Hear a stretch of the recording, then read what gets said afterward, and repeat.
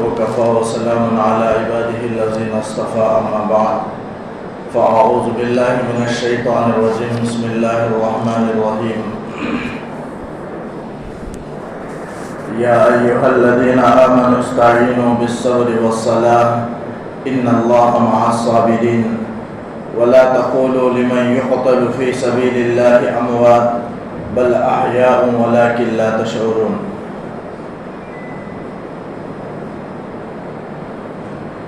سورہ بقرہ کے 19ویں رکوع کی ابتدائی آیات ہیں۔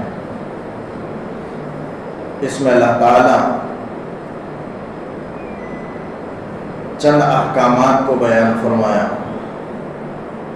اس سے پہلے رکوع میں قبلے کے سلسلے میں احکام و مسائل تھے اور یہود و نصارہ کے اعتراضات کا جواب اللہ نے بیان فرمایا، تو پورا رکوع قبلے سے متعلق رہا۔ سیخول و پارے کے شروع حصے سے لے کر 18ویں رکوع کے اختتام تک تقریباً 2 صفحے میں اللہ تعالیٰ نے قبلے کے احکامات کو بیان فرمایا۔ قبلے کے سلسلے میں 2 حکم ہیں، ایک حکم رخ کرنے کی کہ کرنا فرض ہے، اور ایک حکم رخ نہ کرنے کا کہ نہ کرنا فرض ہے۔ اگر کوئی اس جانب رخ کرے تو حرام ہے۔ جس طرف رخ کرنے کا جو فرض حکم ہے وہ نماز میں ہے۔ کعبۃ اللہ کی طرف رخ کرنا نماز میں فرض ہے، استقبال قبلہ۔ اگر کوئی نہ کرے تو اس کی نماز نہیں ہوگی۔ اور قبلے کی طرف رخ نہ کرنا یہ قضاء حاجت کے وقت ہے، فرض ہے، ضروری ہے۔ اگر کوئی رخ کرتا ہے تو یہ حرام ہے۔ پیشاب پاخانے کے وقت میں قبلے کی طرف رخ کرنے کی ممانعت ہے۔ اللہ کے رسول صلی اللہ علیہ وسلم نے منع فرمایا۔ آپ نے صحابہ سے فرمایا کہ لا تستقبلوا القبلۃ ولا تستدبروها، قبلے کی طرف رخ بھی نہ کرو، قبلے کی طرف پیٹ بھی نہ کرو، یعنی قضاء حاجت کے وقت میں۔ ولیکن شرقوا او غربوا، لیکن شرق کی طرف ہو جاؤ یا غرب کی طرف ہو جاؤ، آپ نے فرمایا۔ یعنی جنوب کی جانب میں مدینے والوں کے لیے قبلہ جنوب کی طرف ہے۔ جیسے میں نے کہا کہ ہمارے ہندوستان میں ہمارے ادھر مشرقی ممالک کے لیے قبلہ مغرب کی جانب میں ہے، تو مدینے والوں کے لیے جنوب کی طرف قبلہ ہے۔ تو آپ نے فرمایا ولیکن شرقوا و غربوا، شمال جنوب کی طرف نہیں، شرق غرب کی طرف رخ کر سکتے ہیں، یہ مدینے والوں کے لیے اجازت ہے، لیکن ہم شرق کی طرف غرب کی طرف رخ اور پیٹ نہیں کر سکتے۔ اگر شرق کی طرف رخ کریں گے تو قبلے کی طرف پیٹ ہو جائے گی، اگر پیٹ کریں گے تو قبلے کی طرف رخ ہو جائے گا قضاء حاجت کے وقت میں۔ تو اس لیے یہ جو حدیث میں حکم ہے یہ مدینے والوں کے لیے ہے کہ شرق غرب کی طرف ہو جاؤ، اس لیے کہ ان کا قبلہ جنوب کی طرف تھا، تو اللہ کے رسول صلی اللہ علیہ وسلم اس طرف رخ کرنے سے منع فرمایا۔ لیکن ہمارے لیے ہم کیا قبلہ شرق اور غرب کی طرف رخ نہیں کریں گے، بلکہ شمال اور جنوب کی طرف ہمارا قضاء حاجت کے وقت میں رخ ہوگا۔ اگر کہیں ایسی تعمیر ہو جس کا رخ قبلے کی طرف آ جائے تو اسے توڑنا ضروری ہے، اور توڑ کر کے اثر نو اسے تعمیر کیا جائے۔ اسے کوئی ہیلا بہانہ کر کے یہ رخ وہ بیٹھنے والے کا رخ بدلا کر کسی بھی صورت میں ناممکن ہے، یہ ناجائز ہے بہرحال معلوم ہونے والوں کے لیے، لیکن جسے معلوم نہیں وہ رخ کر کے قضاء حاجت کرے گا۔ اس لیے اگر کہیں ایسا تعمیر ہو تو اسے توڑ دیا جائے اور اثر نو ایسا تعمیر کی جائے کہ شمال جنوب کی طرف رخ ہو، شرق غرب کی طرف رخ نہ ہو، اس لیے کہ ہمارا قبلہ مغرب کی طرف آتا ہے۔ تو قضاء حاجت کے وقت میں اللہ کے رسول صلی اللہ علیہ وسلم نے رخ کرنے سے منع فرمایا، کہا کہ لا تستقبلوا القبلۃ ولا تستدبروها۔ تو ایک حکم کرنے کا تھا رخ کرنے کا جو نماز میں ہے، ایک حکم نہ کرنے کا تھا جو قضاء حاجت کے وقت میں ہے۔ یہ بھی اللہ کی نشانیوں میں سے ایک نشانی ہے قبلہ، اور اللہ کی ہدایات میں سے ایک ہدایت ہے جس کا تذکرہ پہلے رکوع میں ہوا۔ میں نے جو تلاوت کی آیت یا ایھا الذین آمنوا استعینوا بالصبر والصلاۃ ان اللہ مع الصابرین، اس میں اللہ تعالیٰ مومنوں کو مدد طلب کرنے کا حکم دیا صبر اور نماز کے ذریعے سے۔ یعنی آدمی کو کوئی بھی کام درپیش ہو جائے، کوئی بھی حاجت ہو جائے تو آدمی اللہ سے مدد طلب کرے 2 چیزوں کے ذریعے سے، ایک صبر کے ذریعے سے اور ایک نماز کے ذریعے سے۔ یہ 2 بہترین ہتھیار اللہ تعالیٰ نے دیے ہیں۔ نماز بہترین چیز ہے. آدمی اللہ سے اپنی ہر حاجت مانگ سکتا ہے. صحابہ کرام نے نماز ہی کے ذریعے سے اپنے حاجتیں پوری کی ہیں. بہترین چیز ہے. لیکن ہماری نمازیں مؤثر نہیں تو ہے, ہماری کوتاہی ہے. ورنہ نماز کے اندر اللہ نے ایسی تاثیر رکھی ہے کہ آدمی اللہ سے ہم کلام ہو سکتا ہے اور اپنی حاجت اور اپنی ضرورت پوری کروا سکتا ہے. صحابہ کرام نے اللہ سے اپنی حاجتیں پوری کروائی. نام ہے 2 رکعت نماز کا صلاۃ الحاجت, حاجت کی نماز. یعنی آدمی کو کوئی بھی حاجت ہو, ضرورت ہو, اللہ سے 2 رکعت. دنیا کا معاملہ ہے, دنیا میں کوئی اہم امر پیش آ جائے, کوئی سخت بات پیش آ جائے, کوئی سخت ضرورت پیش آ جائے, جو ضروری حاجت ہو جائے تو آدمی کو ضرورت ہے اس کی, تو 2 رکعت نماز پڑھے. حدیث میں اس کی تاکید ہے اور حدیث میں یہ حکم موجود ہے کہ آدمی 2 رکعت نماز پڑھے, اللہ سے پورے خلوص کے ساتھ دعا مانگے. اور قضاء حاجت کی دعا بھی ہے, لا الہ الا انت سبحانک انی کنت من الظالمین, لا الہ الا اللہ الحلیم الکریم, سبحان اللہ رب العرش العظیم, والحمد للہ رب العالمین, نسألک موجبات. طویل دعا ہے, وہ دعا پڑھیں. اگر وہ یاد نہ ہو تو کم از کم اپنے اردو ہی میں جو حاجت ہے اللہ کی تعریف کر کے اور نبی کریم صلی اللہ علیہ وسلم پر درود بھیج کر کے جو حاجت ہے اللہ سے مانگے, اللہ تعالیٰ وہ حاجت پوری کریں گے. لیکن شرط یہ ہے کہ نماز اس درجے کا ہو. لیکن نماز میں اگر کوتاہی ہو تو پھر حاجت پوری نہ ہو تو ہماری نمازوں کی کوتاہی ہے. ایک صحابی گھر کے اندر آئے, پوچھے اپنی بیوی سے گھر میں کوئی کھانے کو ہے؟ تو بیوی نے کہا نہیں. نماز میں کھڑے ہو گئے. اگر آج کہا جائے آج کے زمانے میں گھر میں نہ ہو تو آفس کو جانے کے بجائے, کمانے کو جانے کے بجائے مسجد کو چلا جائے, نماز پڑھے, ہنسی آئے گی. ایمان کی کمزوری ہے. بہرحال صحابہ کرام کا ایمان اتنا قوی تھا کہ وہ فوراً نماز کی طرف متوجہ ہو گئے. حضور صلی اللہ علیہ وسلم کو بھی کوئی بھی سخت امر پیش آتا تو آپ صلی اللہ علیہ وسلم اذا فزع الی الصلاۃ, آپ صلی اللہ علیہ وسلم نماز کی طرف دوڑتے تھے, توجہ فرماتے تھے.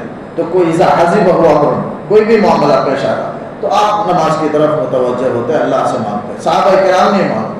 آئے گھر میں پوچھے نماز کے بعد تو اب بھی کوئی چیز نہیں آیا تو پھر گئے. یعنی وہ سمجھنے لگے کہ میری نماز کی کوتاہی ہے. پھر ایک وقت آیا کہ گھر میں چکی تھا, وہ خود گھومنے لگا اور اس میں سے آٹا نکلنے لگا, رزق مل گیا.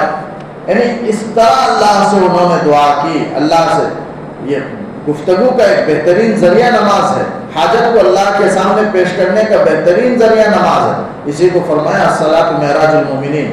حضور نبی کریم صلی اللہ علیہ وسلم معراج کو گئے, اللہ سے ملاقات کی. لیکن بندہ فرش پر رہ کر کے اللہ سے ملاقات کر سکتا ہے نماز کے ذریعے سے. اسی کو اللہ کے رسول نے فرمایا صلی اللہ علیہ وسلم الصلاۃ معراج المومنین, نماز مومنوں کی معراج ہے. یعنی اللہ سے وہ گفتگو کر سکتا ہے, ہم کلام ہو سکتا ہے, اپنی ضرورت اللہ سے پیش کر سکتا ہے. تو یہ بہترین ہتھیار اور ذریعہ اللہ نے نماز کی شکل میں ہمیں دی ہے. لیکن ہماری کوتاہی ہے کہ ہم اس کی طرف توجہ نہیں دیں اور اسے کوئی اہم سمجھتے ہی نہیں. ہم سمجھنا چاہیے پہلے کوئی بھی معاملہ ہو 2 رکعت نماز پڑھے, اللہ سے مدد طلب کرے. اسی کو اللہ تعالیٰ نے کہا کہ بالصبر والصلاۃ, اور پہلی چیز صبر بھی ہے نماز کے ذریعے سے بھی اور صبر کے ذریعے کوئی بھی معاملہ آدمی کو پیش. صبر کسے کہتے ہیں؟ مصیبت کو برداشت کرنا, تکلیف کو برداشت کرنا. اور مصیبت کسے کہتے ہیں؟ ما ساء المومن. اللہ کے رسول صلی اللہ علیہ وسلم نے فرمایا کہ مومن کو جو بھی برائی پہنچتی ہے, ناگوار بات پیش آتی ہے, جسے مومن پسند نہیں کرتا, وہ ساری چیزیں مصیبت ہیں. یہاں تک کہ چراغ بجھ جائے, آدمی اس سے پریشان ہوتا ہے. لائٹ اگر چلا جائے, کرنٹ چلا جائے, اس سے آدمی کو تکلیف ہوتی ہے, وہ بھی مصیبت ہے. چپل کا تسمہ اگر ٹوٹ جائے, وہ بھی مصیبت ہے. گھر میں نمک نہیں ہے کھانے میں ڈالنے کے لیے, تھوڑی دیر کے لیے آدمی پریشان. حالانکہ گھر میں نمک دوسری جگہ ہے, لیکن ایک جگہ رکھی ہوئی تھی, وہ چیز نہیں ہے, دیکھنے کے بعد نہیں ملا, ذرا تھوڑی دیر کے لیے ذریعہ پریشانی پہنچی, یہ بھی مصیبت ہے. کانٹا چبھے, یہ بھی مصیبت ہے. تو مصیبت مومن کو جو بھی ناگوار چیز پیش آتی ہے وہ مصیبت ہے. اب اسے برداشت کرنا اللہ کے لیے, اسے صبر کہا جاتا ہے. تو صبر مصیبت کے بعد ہے. اسی لیے حدیث میں وہ صبر کی دعا کرنے کی ممانعت ہے. صحابہ کو اللہ کے رسول نے دیکھا صبر کی دعا کرنا, اللہ کے رسول صلی اللہ علیہ وسلم نے منع فرمایا اور کہا کہ صبر تو مصیبت کے بعد ہوتی ہے, پہلے گویا تم مصیبت کو مانگ رہے ہو, اس لیے صبر کی دعا نہیں کر سکتے. لیکن صبر, مصیبت آ جائے, اللہ سے حفاظت اور پناہ اور نجات چاہنا چاہیے مصیبت سے, لیکن اگر آ جائے تو اسے برداشت کرنا چاہیے اس تکلیف کو. اور صبر کہتے ہیں, حدیث میں ابو داؤد میں ہے, اللہ کے رسول صلی اللہ علیہ وسلم نے فرمایا 2 چیزیں ہیں صبر کے اندر. ایک تکلیف کو برداشت کرنا, اور دوسرا اول وقت میں برداشت کرنا، یہ دو مفہوم ہے صبر کے اندر۔ اگر کوئی تکلیف برداشت کیا لیکن بہت زمانے کے بعد، ایک ہفتے کے بعد، ہمیشہ آدمی تو روتا تو نہیں رہے گا، ایک دن روئے گا مصیبت میں، 2 دن کسی کا انتقال ہو جائے، بعد میں تیسرے دن تو خاموشی ہو ہی جائے گی اسے۔ تو اس لیے اول وقت میں اس تکلیف کو برداشت کرنا، جو ہی دل کو پہلے وقت میں چوٹ لگتی ہے، اس پہلی چوٹ کو برداشت کرنا دل میں، اس سے صبر کہتے ہیں۔ تو اول وقت میں اللہ کے لیے الصبر عند الصدمۃ الاولی، آپ نے فرمایا صبر تو پہلی چوٹ کو برداشت کرنا ہے۔ تو پہلی چوٹ کے وقت میں جو دل کو تکلیف پہنچتی ہے، چوٹ لگتی ہے، اس کو برداشت کرنا یہ صبر ہے۔ اور صبر کے بہت ساری صورتیں ہو سکتی ہیں، علماء نے مفہوم بیان کیے، 3 مفہوم ہیں، 3 موقع پر ہو سکتا ہے صبر۔ ایک تو بلاؤں پر صبر ہے، جیسے ہم صبر کا معنی ہم یہی سمجھتے ہیں، مصیبتوں پر صبر کرنا، تکلیفوں پر صبر کرنا، یہ بھی مفہوم ہے صبر کا۔ اور 2 مفہوم ہے صبر کے اندر، اس کے اور 2 طریقے ہیں۔ ایک اللہ کے احکامات کو بجا لانے میں جو مشقت آدمی برداشت کرتا ہے وہ بھی صبر ہے، جو مشقت لاحق ہوتی ہے اسے برداشت کرنا وہ بھی صبر ہے۔ نماز فرض ہے، اسے تکلیف ہوتی ہے، جسم کو آدمی جانا ہے اور پڑھنا ہے، طبیعت نہیں چاہتی ہے، لیکن اللہ کے لیے اسے برداشت کرے، اٹھے، وضو کرے، نماز کے لیے آئے۔ روزہ رکھنے میں تکلیف ہوتی ہے، آدمی اسے تکلیف کو برداشت کرتا ہے اور اللہ کے حکم کو پورا کرتا ہے۔ اور تراویح میں کھڑنا مشکل ہے لیکن صبر کر کے اس تکلیف کو برداشت کر کے پوری تراویح پڑھتا ہے، تو یہ سب صبر ہے۔ صبر کے اندر تو طاعت پر جمے رہنا اور اس پر جو مشقتیں آئیں اسے برداشت کرنا، طاعت پر، یہ صبر ہے۔ ایک مفہوم ہے صبر کا۔ اور دوسرا طریقہ نافرمانیوں سے بچنا، گناہوں سے بچنا۔ اب نافرمانی، آدمی کسی چیز کی برائی کی عادت ہو جاتی ہے، اب بچنے میں بڑی دشواری ہوتی ہے، مشکل ہوتی ہے۔ کوئی شراب کا عادی ہو گیا، اب بچنا نہ بہت مشکل ہے، لیکن اللہ کے لیے اس کا خوف رکھ کر کے، اس کی نافرمانی کو سوچ کر کے کہ اس سے بچنا چاہیے، آدمی بچے۔ اور نفس پر جو بوجھ پڑتا ہے، جو تکلیف ہوتی ہے، اس تکلیف کو برداشت کرے، یہ بھی صبر کے اندر داخل ہے۔ تو گناہوں سے بچنے میں آدمی کو ذرا مشقت، بہت تکلیف محسوس ہوتی ہے، اسے برداشت کر کے گناہوں سے بچ جانا، یہ بھی صبر کے اندر داخل ہے۔ تو طاعت پر صبر کرنا، معصیت سے بچ کر آدمی بچ جانا، یہ بھی صبر کے اندر داخل ہے۔ اور مصیبتوں پر صبر کرنا، یہ تینوں مفہوم صبر کے اندر داخل ہے۔ اللہ کے رسول صلی اللہ علیہ وسلم نے فرمایا آدمی کو مصیبت پڑتی ہے، صبر کے بہت سارے فائدے ہیں، دنیا میں بھی ہیں، آخرت میں بھی ہیں۔ دنیا میں سب سے زیادہ مصیبتیں کس پر ڈالی جاتی ہیں؟ انبیاء کرام علیہ السلام پر، پیغمبروں پر، پھر ان کے طریقے پر جو چلنے والے ہوتے ہیں ان کے پیروکاروں پر سخت مصیبتیں ڈالی جاتی ہیں۔ جو جتنا زیادہ نیک ہوتا ہے اتنا مصیبتوں کا وہ شکار رہتا ہے۔ اللہ کے رسول صلی اللہ علیہ وسلم نے فرمایا کہ انبیاء میں، چونکہ میں خاتم النبیین ہوں، تمام نبیوں سے آپ صلی اللہ علیہ وسلم افضل ہیں، تو آپ صلی اللہ علیہ وسلم پر جو مصیبتیں ڈالی گئیں، کسی پیغمبر پر اتنی مصیبتیں نہیں ڈالی گئیں، اتنی تکلیف نہیں پہنچائی گئی جتنے آپ صلی اللہ علیہ وسلم کو تکلیف اور اذیت پہنچائی گئی۔ تو آپ نے فرمایا جو نبی اللہ کا جتنا قرب ہوتا ہے، قریب ہوتا ہے، اللہ تعالیٰ مصیبتوں میں اتنے ہی اسے ڈال کر کے اسے آزماتے ہیں۔ تو جتنا جو اللہ کا جتنا قریب ہوگا، اللہ کا جتنا ولی ہوگا، پرہیزگار ہوگا، اس پر مصیبتیں اتنی ہی ڈالی جائیں گی۔ لیکن جو ایمان میں، نیک عمل میں کمزور ہے، مصیبتیں بھی اس پر کم آئیں گی۔ اس کا یہ مطلب نہیں کہ مصیبتیں کم آنا ہے اس لیے ذرا دین کے راستے سے ہٹ جائیں، یہاں ہٹ گئے تو پھر آخرت میں عذاب کی طرف جانا پڑے گا، جہنم کی طرف جانا پڑے گا۔ اللہ تعالیٰ ہر ایک کی حفاظت کرے۔ یہ دنیا کی تکلیفیں بالکل آخرت کے عذاب کے مقابلے میں ہیچ ہے، کچھ بھی نہیں۔ اللہ کے رسول صلی اللہ علیہ وسلم نے مثالیں بیان فرمائی، 70 گنا یہاں کی آگ سے جہنم کی آگ 70 گنا بڑھ کر ہے، بڑی ہوئی ہے شدت میں، اس کے جلانے میں، اس کی اپنی حرارت کی صفت میں 70 گنا بڑھ کر، آدمی برداشت نہیں کر سکتا۔ تو دنیا کی تکلیفوں کو برداشت کر لے، کل قیامت میں صبر کرنے والوں کو، تکلیفیں جھیلنے والے کو، دنیا میں مشقت برداشت کرنے والے کو اللہ تعالیٰ آزماتے ہیں۔ جیسے آگے ایک آیت آئے گی وَلَنَبْلُوَنَّكُمْ، اس میں اللہ تعالیٰ کہتے ہیں مصیبت میں خود کو بیماری دے دیں گے، گھر والوں کو یا اپنے بچوں کو کسی بیماری میں مبتلا کر کے اللہ تعالیٰ تمہاری آزمائش کریں گے، تمہارے اہل خانہ کو بیماری کر کے، تمہاری بیوی کو یا اولاد کو یا کسی کو یا خود کو بیماری میں ڈال کر یا مال میں نقصان کر کے یا جائیداد میں کمی کر کے یا پھلوں میں کمی کر کے کسی بھی طریقے سے نقصان ڈال کر کے ہم تمہیں آزمائیں گے، یہ اللہ کی عادت ہے۔ تو ایسے موقع پر صبر کرے، کل قیامت میں صبر کرنے والوں کو جو اجر دیا جائے گا، دنیا میں مشقتیں جھیلنے والوں کو جو انعام دیا جائے گا، اسے دیکھ کر وہ لوگ جو مالدار دنیا میں عیش کی زندگی پرسکون پر لطف زندگی جو گزارے ہوں گے، حسرت کریں گے کہ کاش ہماری بھی ویسی ہی زندگی دنیا میں دی جاتی اور آج ہم کو اس طرح کا انعام ملتا۔ کتنا بڑا انعام ان کو آج دنیا آخرت میں دیا جا رہا ہے، ہم کو دنیا میں کیوں دیا گیا؟ ہم کو بھی اگر دنیا میں ویسے ہی رکھ دیا جاتا اور ہماری کھالوں کو قینچیوں سے کاٹ دیا جاتا تو ہم اسے برداشت کر لیتے۔ آج ہم کو وہ انعام ملتا، وہ دیکھ کر کے تمنا کریں گے، افسوس کریں گے۔ تو اللہ تعالیٰ اتنا انعام آخرت میں دیں گے تو آخرت میں ہے ہی، اور دنیا میں سب سے بڑا فائدہ یہ ہوتا ہے کہ اللہ تعالیٰ مصیبتوں سے ڈال کر اسے، یہاں تک کہ حدیث میں آتا ہے کہ مشقت جھیلنے والے، بیماری کو برداشت کرنے والا اور دنیا میں مصیبتوں کو برداشت کر کے جو رہتا ہے، زندگی گزارتا ہے، خاتمے تک اللہ تعالیٰ اس کے سارے گناہوں سے اسے پاک و صاف کر دیتے ہیں۔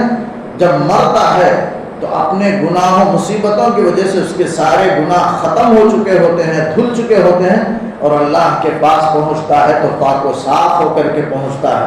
ایسی حالت میں پہنچتا ہے کہ اللہ اس سے راضی ہوتا ہے، وہ اللہ سے راضی ہوتا ہے، ایسے پاک و صاف۔ یہ صبر کی بڑی برکت ہے، مصیبتوں پر صبر کی، بیماریوں پر صبر کی بڑی برکت یہ ہے کہ وہ گناہوں سے پاک و صاف ہو جاتا ہے، دنیا ہی میں، آخرت میں پاک ہو کر کے اللہ کے پاس پہنچتا ہے اور انعام کا مستحق ہوتا ہے۔ اللہ تعالیٰ نے فرمایا یا ایھا الذین آمنوا استعینوا بالصبر والصلاۃ، اے ایمان والو تم صبر اور نماز کے ذریعے سے مدد طلب کرو، ان اللہ مع الصابرین، بلا شبہ اللہ تعالیٰ صبر کرنے والوں کے ساتھ ہے۔ یعنی جو بھی صبر اختیار کرے مصیبت پر، طاعت پر، نافرمانیوں سے بچنے پر، اللہ تعالیٰ اللہ کی مدد ان کے ساتھ شامل حال ہوتی ہے۔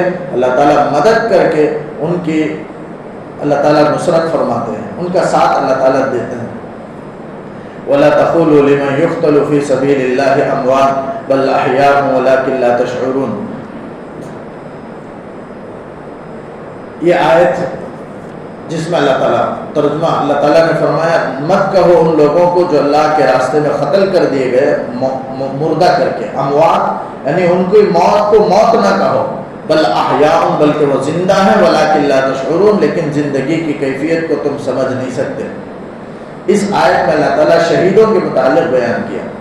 شہید جنگ بدر میں 2 سن ہجری رمضان کا موقع تھا، 17 رمضان تھا، 2 سن ہجری تھی، جنگ بدر کو، اس جنگ میں 14 مسلمان شہید کر دیے گئے۔ احد بھی ہوا، مسلمانوں کے کئی جنگ ہوئے، اس میں سے 2 بڑا مشہور جنگ ہے جنگ احد، جنگ بدر۔ جنگ احد میں مسلمانوں کو ناکامی ملی، شکست ملی، مسلمان ہار گئے، جبکہ شروع میں ایسا لگتا تھا کہ مسلمانوں کو جیت ہوگی، لیکن آخر میں کچھ خطا کی وجہ سے صحابہ کے وہ مسلمانوں کو ناکامی ملی، مسلمان ہار گئے، کافر جیت گئے۔ لیکن مسلمانوں کو زمانے وہ جنگ احد، اس موقع پر وہ آیتوں میں میں عرض کروں گا، مختصر ہے کہ 2 جنگیں ہوئی، جنگ احد جس میں مسلمانوں کو شکست ہوئی، اور ایک جنگ بدر جس میں مسلمانوں کو کامیابی ملی۔ جنگ احد کے اندر 70 کفار مارے، 70 مسلمان مارے گئے، تو جنگ بدر میں 70 کافر مارے گئے، بدلے میں برابر کے برابر۔ لیکن مزید جنگ بدر میں 14 صحابہ کرام شہید ہوئے۔ تو اللہ کے رسول صلی اللہ علیہ وسلم سے صحابہ سے اللہ کے رسول نے فرمایا، اسی جیسے ایک دوسری آیت ہے 4 پارے میں، وَلَا تَحْسَبَنَّ الَّذِينَ قُتِلُوا فِي سَبِيلِ اللَّهِ أَمْوَاتًا، جو اللہ کے راستے میں شہید ہو گئے، قتل کر دیے گئے، ان کو تم مردہ گمان مت کرو، بل احیاء، بلکہ عند ربہم، وہ زندے ہیں اور اپنے رب کے پاس وہ رزق دیے جاتے ہیں۔ یہ آیت بھی ہے، وہ آیت اللہ تعالیٰ نے جنگ احد کے سلسلے میں نازل کی، اور یہ آیت جنگ بدر کے سلسلے میں۔ تو یعنی اللہ کے رسول صلی اللہ علیہ وسلم نے صحابہ سے فرمایا کہ جنگ بدر میں جو 14 افراد شہید ہو گئے، ان کو تم مردہ مت کہو۔ اللہ نے آیت نازل کی اور بتایا کہ ان کو مردہ مت کہو، بلکہ وہ زندہ ہے۔ اللہ تعالیٰ کے راہ میں جو شہید ہو جاتے ہیں ان کو ایک خاص اللہ تعالیٰ زندگی عطا کرتا ہے، ہماری اپنی زندگی کی طرح ان کی زندگی نہیں. زندگی کا مطلب ہم جو زندگی دنیا میں گزار رہے وہ کیفیت نہیں ہے، بلکہ اس سے بھی بہتر ایک الگ انداز ہے، عام مردوں سے ممتاز ایک الگ زندگی.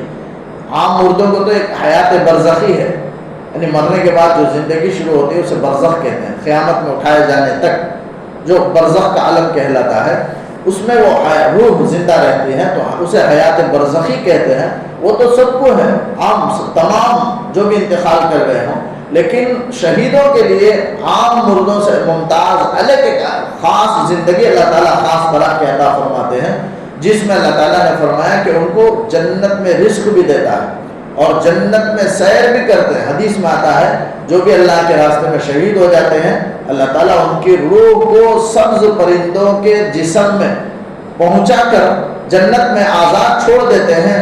جہاں چاہے وہ جنت کے باغات کے پھلوں کو کھاتے ہیں اور نہروں سے پانی پیتے ہیں اور جنت میں جہاں چاہے گھومتے رہتے ہیں. پھر عرش کے نیچے اللہ نے قندیل لٹکائی ہوئی ہے، اس کے اندر جا کر جو آرام کرتے ہیں وہ روحیں پرندوں میں اللہ تعالیٰ چھوڑ دیتے ہیں اور آزاد چھوڑ دیتے ہیں اور راحت و آرام کے ساتھ وہ جہاں چاہے. اور روایتوں میں آتا ہے وہ دنیا میں آسمان میں بھی گھومتے ہیں اور زمین میں بھی اللہ تعالیٰ ان کو چھوڑتا ہے، ان کی روح کو، کہ وہ آتے ہیں. صرف شہداء کی روح اللہ تعالیٰ زمین میں، آسمان میں، جنت میں ان کے لیے اجازت ہے کہ جہاں چاہے وہ سیر کرے اور راحت و آرام کی زندگی گزارے. چنانچہ اللہ کے رسول صلی اللہ علیہ وسلم نے صحابہ سے فرمایا اس آیت میں، وہ آیت جو نازل ہوئی وَلَا تَحْسَبَنَّ الَّذِينَ قُتِلُوا، یعنی اسی قتال کے سلسلے میں، شہیدوں کے سلسلے میں وہ آیت کیوں نازل ہوئی؟ اس موقع پر جبکہ اللہ کے رسول نے صحابہ سے فرمایا کہ شہداء وہاں جو 70 شہید ہو گئے جنت میں سبز پرندوں کی شکل میں وہ ہیں. اللہ تعالیٰ نے ان کی روح کو ان پرندوں میں ڈال دیا، وہ آرام کے ساتھ سیر و تفریح کر رہے، میں دیکھ رہا ہوں. اللہ کے رسول صلی اللہ علیہ وسلم نے فرمایا میں جانتا ہوں اللہ نے مجھے وحی کی ہے کہ وہ راحت و آرام کی زندگی میں ہے، اور وہ یہ کہہ رہے ہیں کہ ہمارے شہید ہو جانے کی وجہ سے ہم تو راحت و آرام کی زندگی میں ہیں، لیکن ہمارے رشتہ دار جو غم زدہ ہیں ان کو کون بتائے گا جا کر کہ ہم خوش راحت و آرام کی زندگی گزار رہے ہیں. لہذا تم بھی جہاد کے لیے کوشش کرو. یہ بات کون پہنچائیں گے؟ وہ تمنا کر رہے ہوں گے شہداء جنت میں کہ ہمارے رشتہ داروں کو بتا دے، وہ غمزدہ ہیں کہ ہم راحت و آرام کی زندگی میں ہیں، جنت میں ہیں، کون بتائے گا؟ تو اللہ تعالیٰ نے کہا کہ میں خود بتا دیتا ہوں. تب اللہ نے آیت نازل فرمائی کہ وَلَا تَحْسَبَنَّ الَّذِينَ قُتِلُوا فِي سَبِيلِ اللَّهِ أَمْوَاتًا، جو قتل کر دیے گئے ان کو مردہ مت سمجھو، وہ زندہ ہیں، اللہ کے پاس رزق دیے جاتے ہیں، جنت کے رزق کو کھاتے ہیں اور جنت کے اندر گھومتے ہیں. اس موقع پر اللہ نے شہداء احد کے سلسلے میں اللہ نے نازل کی.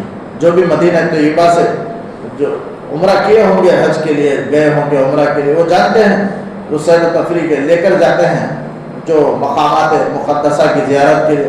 اس میں جنگ احد کا بھی ہے، پہاڑ ہے. اللہ کے رسول صلی اللہ علیہ وسلم نے فرمایا کہ احد پہاڑ ہم سے محبت کرتا ہے اور ہم اس سے محبت کرتے ہیں. ایسا ہی ہوا. لیکن جب میں پہنچا اس جگہ پر مدینہ میں جہاں 4 دیواری کے اندر 70 شہداء کو دفن کیا گیا، اللہ کے رسول صلی اللہ علیہ وسلم شہید ہونے کے بعد چاہتے تھے کہ ان کو مدینہ لے کر کے جائیں، پورے شہداء کو مدینہ میں جا کر جنت البقیع میں تدفین کریں. لیکن وہ پہاڑ اللہ کے رسول نے اس سے کہا تھا کہ یہ ہم سے محبت کرتا ہے اور ہم اس سے محبت کرتے ہیں. تو جب صحابہ کو، یہ کوئی حدیث میں نہیں ہے، میں نے سنا وہاں، بس سنی ہوئی بات ہے، وہ عرض کر رہا ہوں، لے جا آپ صلی اللہ علیہ وسلم نے صحابہ کو لے کر گیا تو وہ پہاڑ بھی چلنے لگا، ساتھ آنے لگا. تو اللہ کے رسول نے فرمایا تو وہیں ٹھہر جا. تو وہ پہاڑ کہنے لگا کہ ان شہداء کو یہیں دفن کر دو ورنہ میں بھی ساتھ آؤں گا. تو اللہ کے رسول صلی اللہ علیہ وسلم نے 70 صحابہ کو وہیں دفن کر دیا. اور آج بھی ہیں زائرین زیارت کرنے والے ان صحابہ کی زیارت کرتے ہیں، ان کے لیے ایصال ثواب کرتے ہیں. 70 صحابہ کو وہیں 4 دیواری کی عمارت میں تدفین کیا گیا ہے، وہ جبل احد کے قریب میں.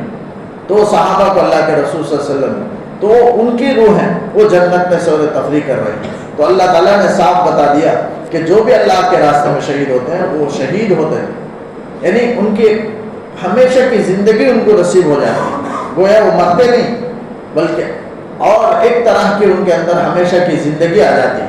دنیا میں ہم زندہ ہیں لیکن ایک دن مریں گے، لیکن شہداء جو مر گئے گویا وہ زندے ہوئے ہیں، مر کر کے زندہ ہوئے ہیں اور ایسی زندگی ان کو ملی ہے کہ اب اس کے بعد ان کو کبھی مرنا نہیں ہے.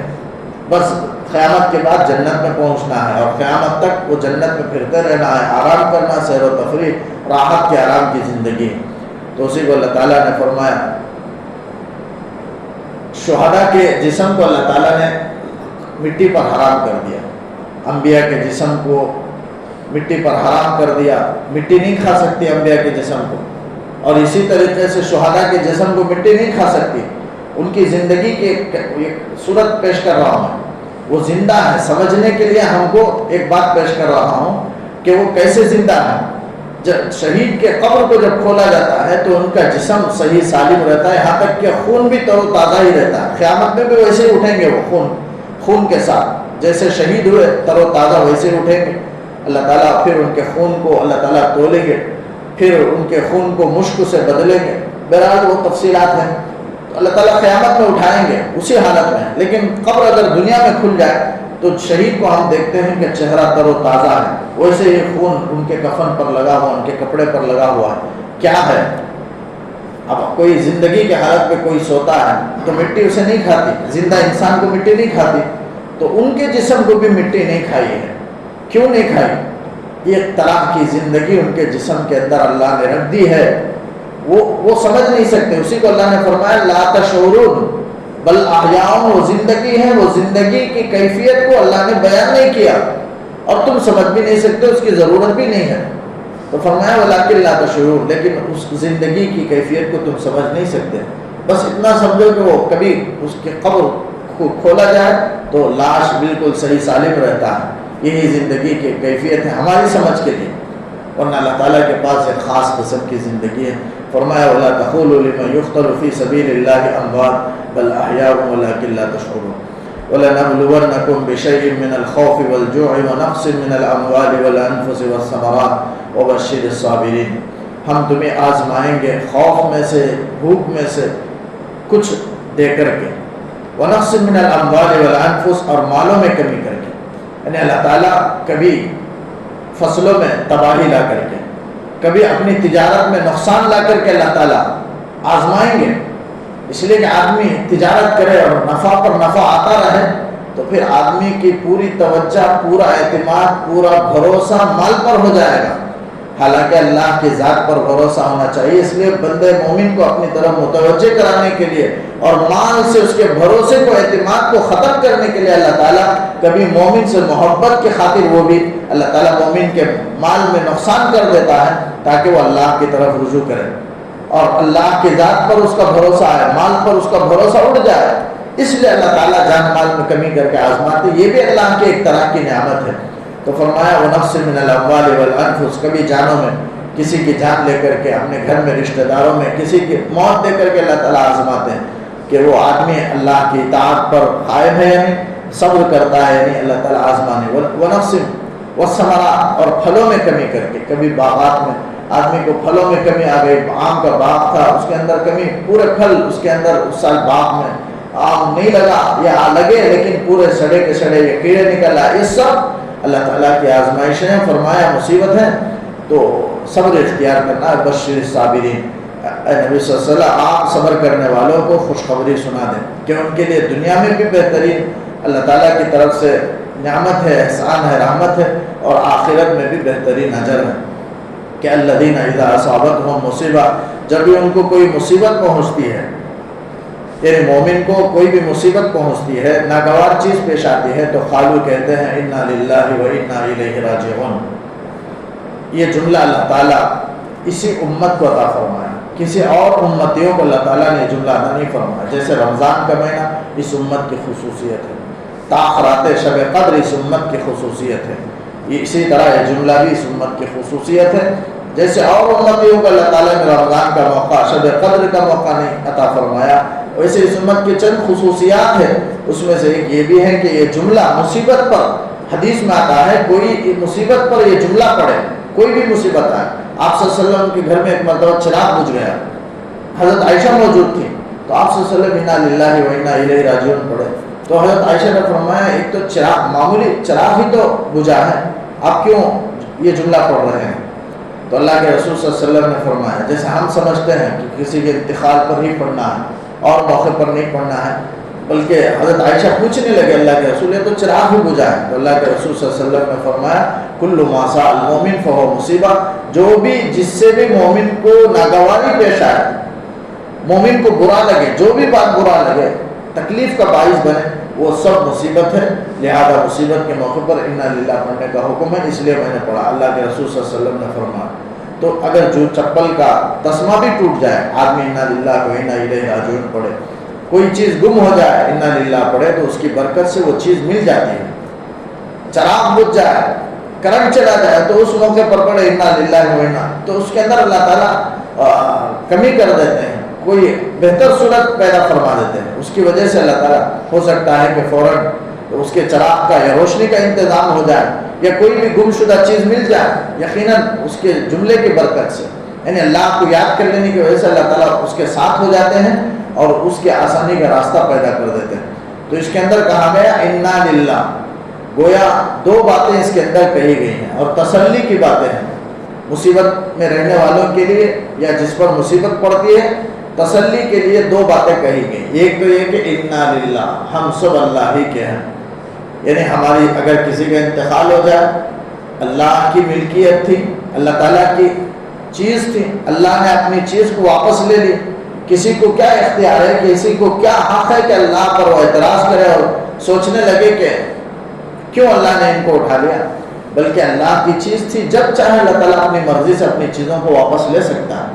ساری چیزیں اور دنیا میں اسی کی ملکیت ہے. انا للہ ان اللہ اشتری من المؤمنین انفسهم واموالهم بان لهم الجنہ، مومن کے جان مال کو اللہ نے خرید لیا جنت کے بدلے. قیامت میں جنت دے گا، قیمت کے طور پر جنت دے گا، لیکن جان مال ہماری جان ہماری نہیں ہے، ہمارا مال یہ ہمارا نہیں ہے بلکہ اللہ کا ہے. لیکن پھر بھی اللہ نے ہم کو دے دیا عارضی طور پر، اور احکامات بھی دے دیے کہ اس کے مطابق خرچ کرو مال کو، اور زندگی کو، جان کو اس طریقے پر لگاؤ.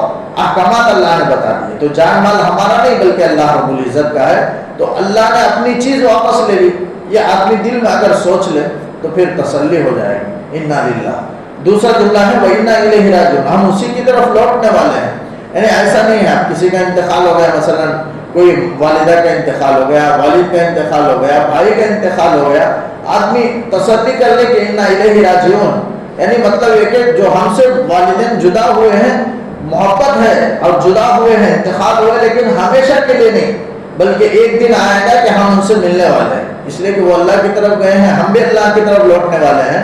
وہاں دونوں کے ساتھ ملاقات ہوگی. ہم والدین کے ساتھ ملاقات کر لیں گے، بھائی بھائی کے ساتھ وہاں ملاقات کر لے گا، اس لیے کہ وہ بھی اسی جگہ لوٹے ہیں، ہم بھی اسی جگہ لوٹنا ہے. وَإِنَّا إِلَيْهِ رَاجِعُونَ، یعنی ہمیشہ کے لیے جدائی نہیں ہے.